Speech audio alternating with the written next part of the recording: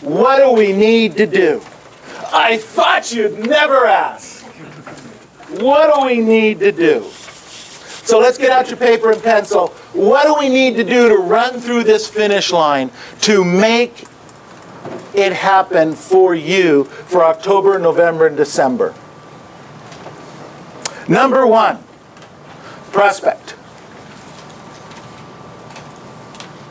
Look for good leads.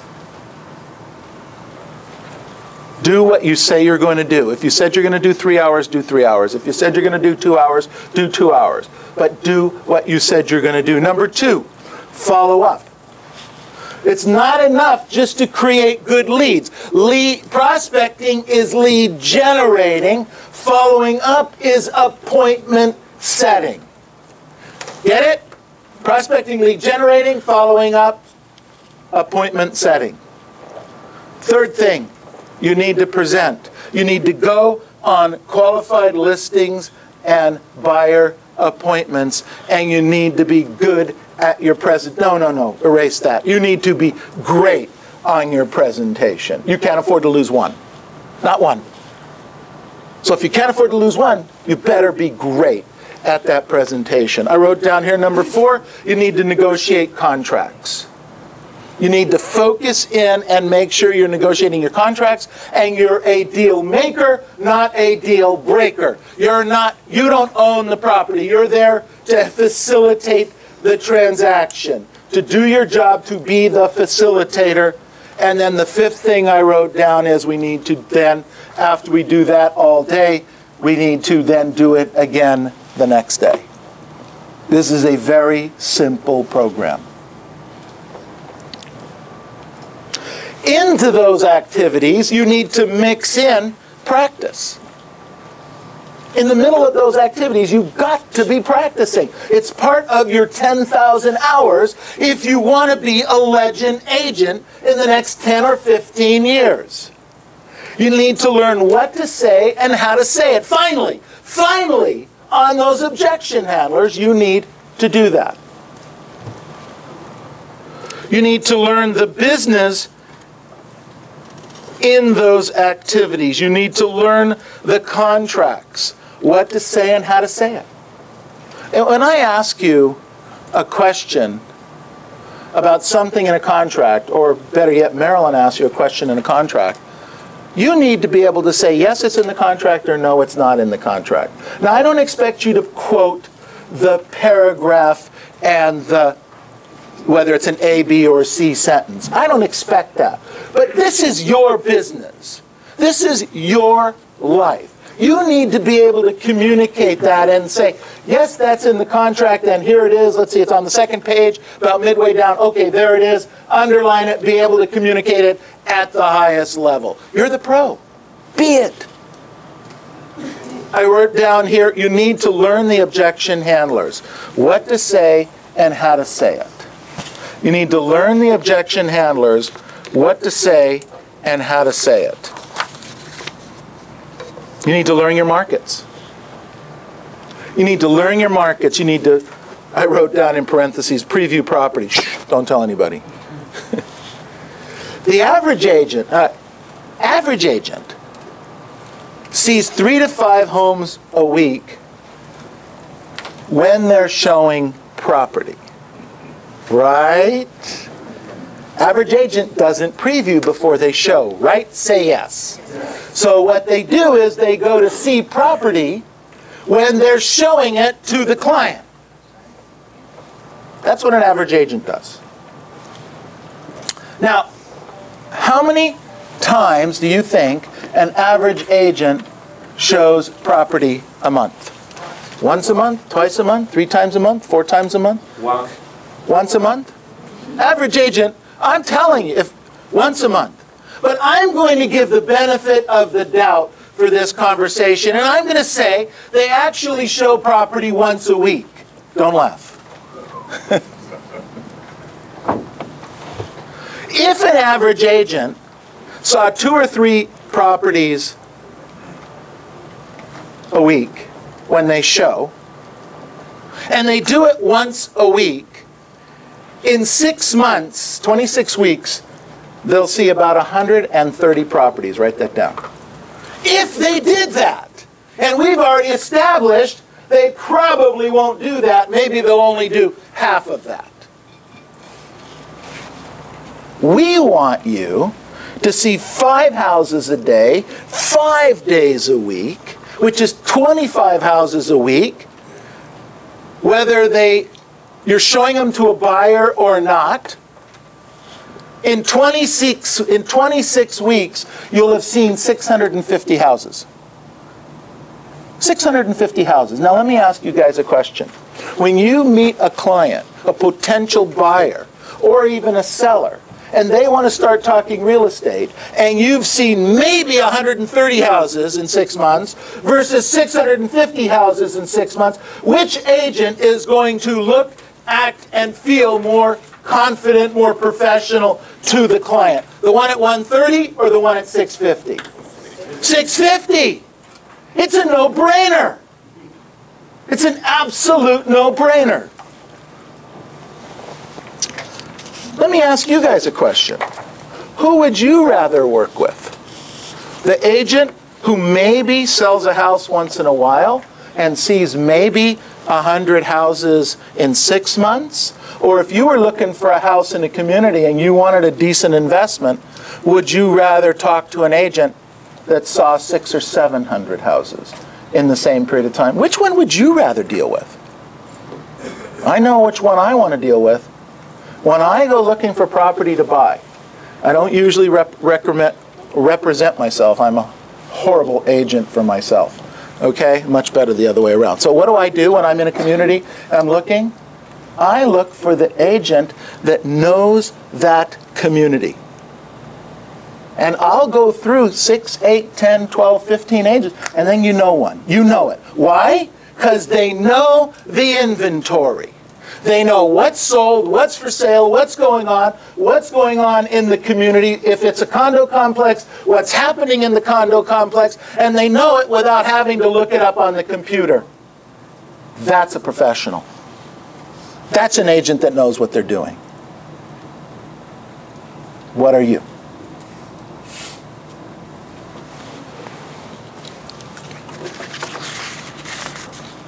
Okay, write this down. Never take no for an answer when yes is still possible with a qualified client. Never take no for an answer when yes is still possible with a qualified client. So let me ask you guys a question.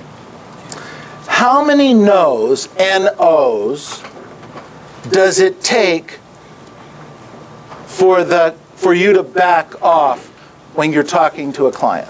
Client says to you no. How many no's does it take? 1, 2, 3, 5, 10? How many? So the agents I've talked to over the last few weeks, the typical response is 2 to 3. Which really means 1 to 2, doesn't it? Right? Yes. They say 2 to 3. It's probably more like 1 to 2. So in life, the first response, what I call the knee-jerk response, is when you walk into a store, ladies and gentlemen, you walk into a store and you're looking to buy a tie or a suit or a blouse or a pair of shoes, and that you're walking in, you're looking around, and the salesperson says, "Can I help you?" What's the universal knee-jerk response? No thanks, just looking. No thanks, just looking. That's one. No. Okay? Now a lot of us are already pushed. I don't want to be pushy. I don't want to bother people. I wouldn't want to be bothered, and that's the end of it.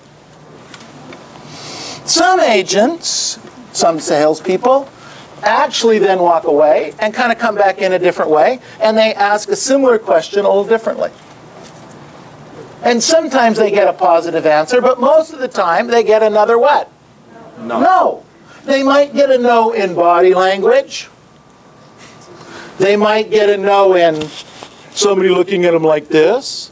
They might get a no and the client just turns away, or they might get a straight out no.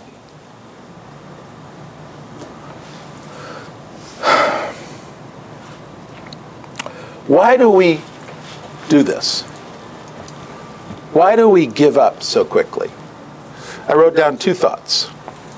One is, we want people to like us. So if you tell me no, and I come back at you and want to have more of a conversation, if I do that too many times, then you might consider me pushy and rude and obnoxious, and then therefore you're not going to what? Like me. And I really want to be liked. I want to be loved. Doesn't matter I can't pay my car payment. Doesn't matter I can't send my children to college. I am loved by all. That's sickening, you guys. It's horrible. It's horrible. And it's one of the reasons we don't do it. The second reason is we don't know what to say and how to say it. Because we haven't practiced. We haven't worked on our 10,000 hours. Let me ask you guys a question. Monica Diaz, do you think she ever hears no? Yes. Sure, she gets no all the time, right? Say yes. Yes. Okay, do you think it stops her or what? Well, I don't know if it motivates her, but I got to tell you something. When she hears no, she processes it as blank. Al Jafrikani, Mark Kofer, Neil Weichel, Karen Bernardi. When they hear no, they're not really hearing no. They know what to say, they know how to say it, they kind of twist it, they turn it, they move it, they go a different way, they look at it in different approaches. You've got to be practiced, drilled and rehearsed to be able to do 5 to 7 no's and not totally upset the client. Because they're going to want to weasel and move away from you. But you got to bring them in. You got to bring them to you. Because at the 4th and 5th no is when you will start getting what? Yeses. Remember what I said. Never take no for an answer when yes is still possible from a qualified client. Now, you have to underline and circle the word qualified, because if they're not qualified and you haven't done your qualifying, then all you're going to do is just do this and you're going to go nowhere. So there has to be a qualified client. So, Bill, let's do a quick role play here. So this is an objection handler for the expired script. Typically, we're going to do this over the phone, but he needs to be close to the microphone to be able to have this work, right? Okay, so I'll leave it here because they'll be able to hear it, I'm sure. Okay, you'll go on this side. Perfect, all right? Some of you have heard this before. Are we in the picture? Okay. So, this is, I'm the agent, Bill's the client. This is a script that we use and we practice all the time. But I'd like you guys to start counting the times he pushes me off. All right?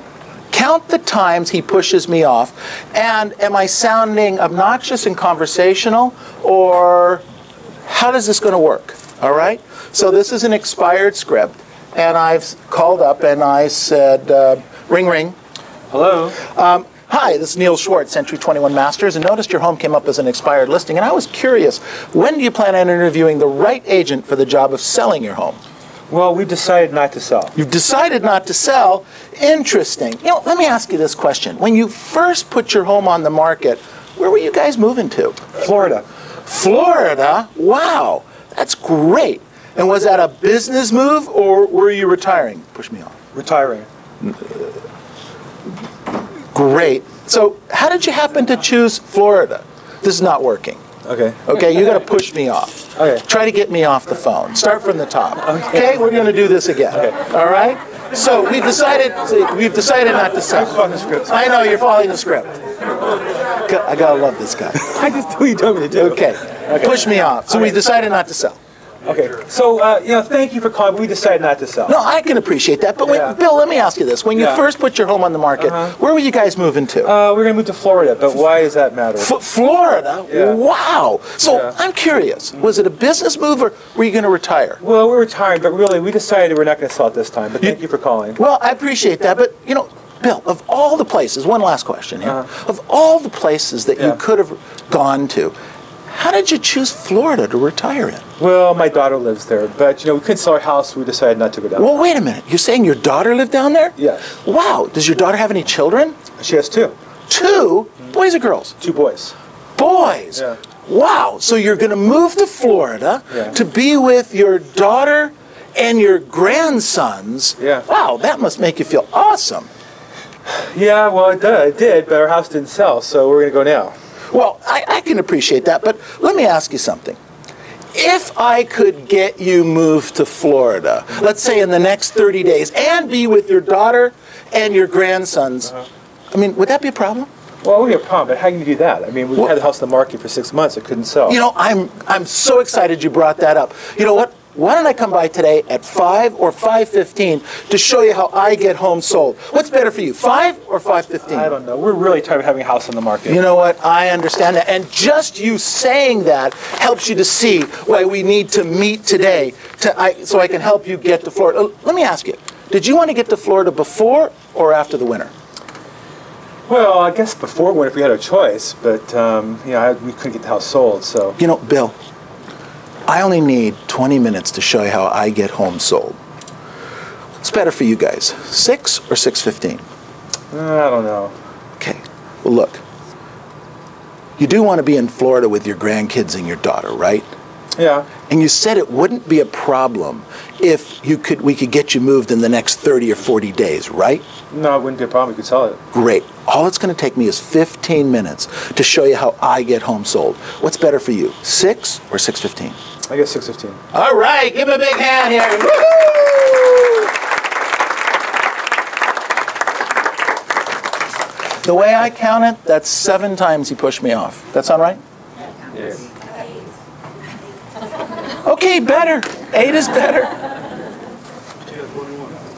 No, it wasn't 21.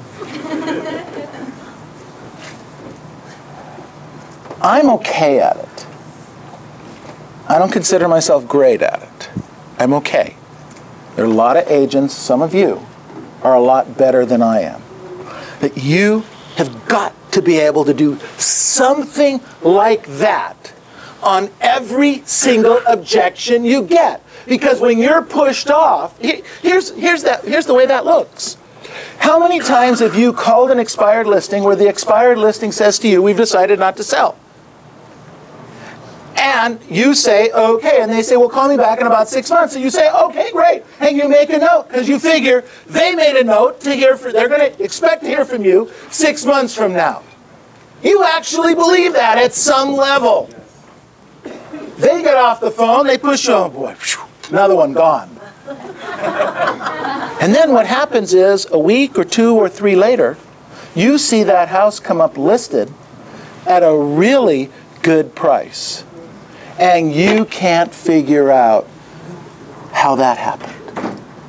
It happened because an agent, an up-and-coming legend, or maybe one of the legends, knows the script, knows the dialogue, asked the questions, was conversational, connected with the client, made the client feel important, made this whole thing about the client, not about me. It wasn't about me or the company, was it? What was it that whole script about? Them. Them. It was all about them. I chose this because one of the hardest clients we have to deal with is what we perceive to be an older retiring person who's moving someplace that looks like a retirement land, right? They don't need to sell, there's no motivation, tough sale, right? Say yes. Yes. Easy sale when they're moving to see their grandkids. Easiest sale in the world. I told you this before. Adam, don't listen. Children are a necessary evil to get to the grandchildren. The grandkids is what it's all about. Okay? But you gotta go through the kids to get to them. It's just part of the deal. Well, if you understand that, by the way, when I wrote this script 15 years ago, I didn't have any grandkids. But I understood the concept. And that's what we have to understand when we're dealing with clients. We have to understand the emotional pull of different things that are going on. And we have to connect with the client in that way. And the way you connect with clients is by asking lots of questions about them. Questions about them. Don't tell, ask. So I wrote down here, when you're not working to improve, your competition is. When you're not working to improve on anything that you're doing, your competition is. Every hour you put in over 40, either on your job or yourself, improving your knowledge and skill is an investment in your success and your future. The investment in your success and your future. Some of you don't want to preview property and role play because it's my idea, and God forbid that you should do something I think is good for you. Forget it, I'm not going to give him that satisfaction. At some level, that's going on in your head. But I have to tell you something. Your previewing property and learning the scripts and dialogues benefits you most of all, right? Doesn't it? Most of all, it benefits you.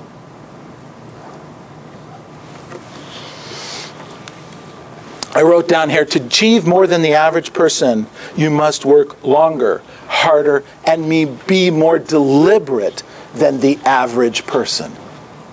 And be more deliberate, more focused, more consistent. And if you always do more than you are paid for, you will always be paid more than you are getting now. I'll say that again. If you always do more than you're paid for, you will always be paid more than you're getting now. Sometimes average agents only do what's necessary or what they perceive as expected. Superstar agents go over the top. Legend agents are doing it all. You can be a legend agent. I wrote down here, today matters. What actions will you take today to move you to practice to a higher level so that you can stop being an average agent and start being the superstar, that great agent on their way to becoming a legend agent? Your choice. Now let's go out and make this your absolute best practice week ever. Thank you.